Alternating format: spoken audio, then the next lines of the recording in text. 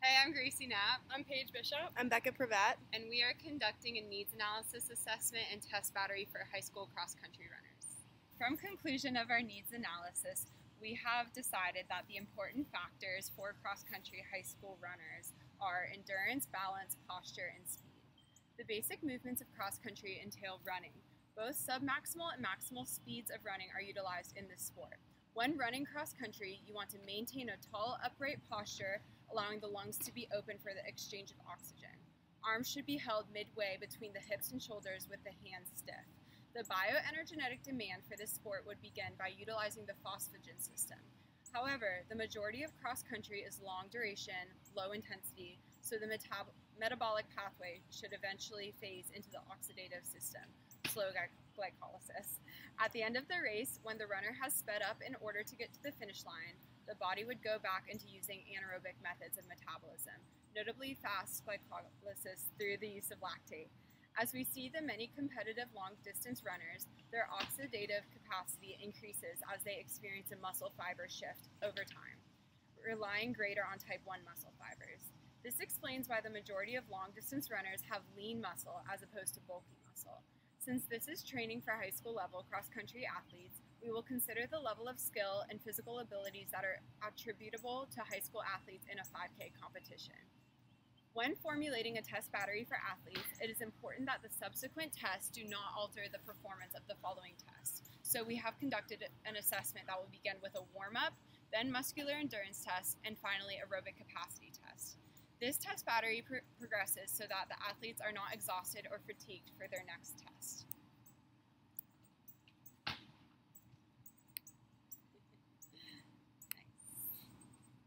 First, we begin our test battery with about 15 to 20 minutes of warm-up and flexibility exercises. We will incorporate dynamic stretches that help facilitate an increase in heart rate, body temperature, respiration rate, blood flow, as well as increase their psychological preparedness. By using dynamic exercises, we encourage the athletes to actively move through their full range of motion, while avoiding too quick of movements in order to prevent the stretch reflex.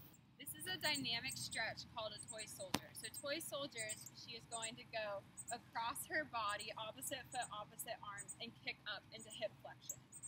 So, and walk as she does it. Great job. Next, we are going to do the karaoke with an arm swing. So you are going to start off crossing your feet back and forth, and this improves hip range of motion as well as swinging your arms, which improves arm range of motion. So Paige, could you demonstrate for us? Great. Next we are going to do an exercise called high knees. So high knees, you want to bring up your knee to a 90-degree flexion, and you want to do it as many times as you can. This is about keeping an upright posture and not doing it quick, but rather doing it in an effective, efficient manner. Next, we are going to do butt kicks. And butt kicks is a dynamic quadriceps stretch that allows for knee flexion to the posterior part of your body. So, do you demonstrate? Again, this is about efficiency, not speed. After, we will complete the muscular endurance test, which incorporates strengthening of the arms, legs, and core. It is important to strengthen the entire body for cross-country training in order to ensure maximum performance during competition and to avoid injuries. Incorporating endurance upper body workouts helps increase the upper body strength, which is important to help delay arm and posture fatigue during a race. Increasing leg strength enhances running efficiency, force application, and speed. Next, we are going to do a push-up. So the proper push-up form is hands and toes on the ground with body in a plank position, but we can modify for women by putting knees on the ground. Next, she wants to keep her hands shoulder width apart and right above the shoulder, and you go down with your elbows bent.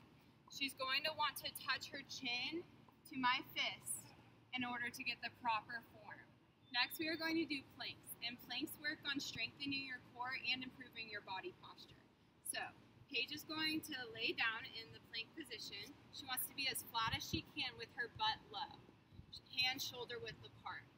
And also, we can modify by going down on her elbows. Next, we're going to do the squat.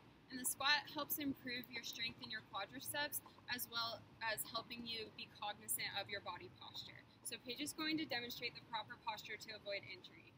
we are going to have our chest up and do hip flexion with our legs shoulder width apart and arms out, and bend down to decrease the joint angle in the knees. And you want to go as far down as you can go.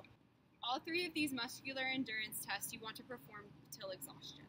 Lastly, we will complete the aerobic capacity test, which will help train the individuals to efficiently utilize aerobic mechanisms. It is important that this is performed last in the battery, so no other test scores are affected and the reliability of the test stay intact. The use of this test stimulates the aerobic conditions a cross-country runner would face in competition, as well as advances the aerobic ability of an athlete. In order to do mile repeats, there has to be a repeated timed mile with 3-minute rest in between.